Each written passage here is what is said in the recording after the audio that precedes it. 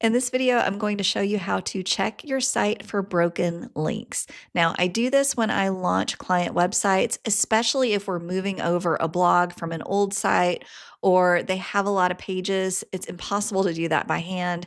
And then I also recommend doing this a couple of times a year on your own website as well. Hi, I'm Christy Price. I'm a Squarespace expert and educator. And if you are following along with my Squarespace pre-launch checklist, welcome back. If you don't have a copy of the checklist yet, I'll drop a link below so you can grab it. It's everything you need to check on your website before you go live or after you've gone live. All right, here in the Squarespace pre-launch checklist, we're almost done. Look at this. We're going to test our links. Now, if you have a site that's bigger than a couple of pages, you probably don't want to do this manually.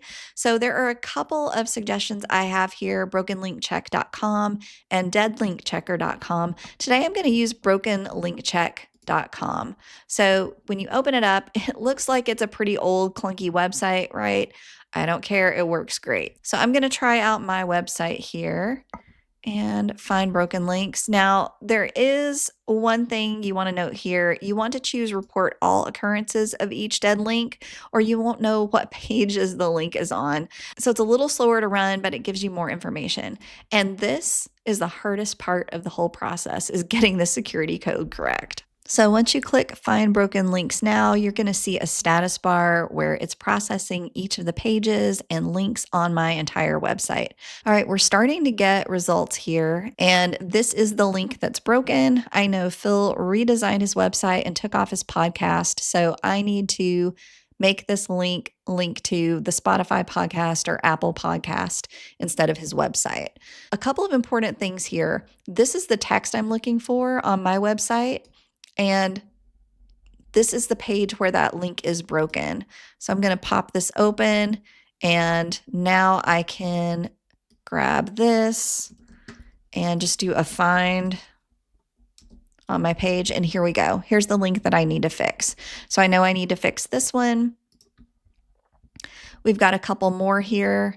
Now, 404s mean that the page isn't found. Sometimes you'll get a different error here, bad host. Clearly, the link here is messed up because it doesn't have my website domain name before blog. So I need to fix that. Inside the Square.co, she redesigned her website as well. And then I have a link to an old Teachable course that I need to update. So you can see just in these few moments, I have 8 and probably more to come broken links that I need to go in and fix on my website. Now, there are a couple of reasons you want to make sure you fix these broken links. The first obvious one is that it's bad usability if somebody comes to your website and clicks on a link and then they get a broken page error.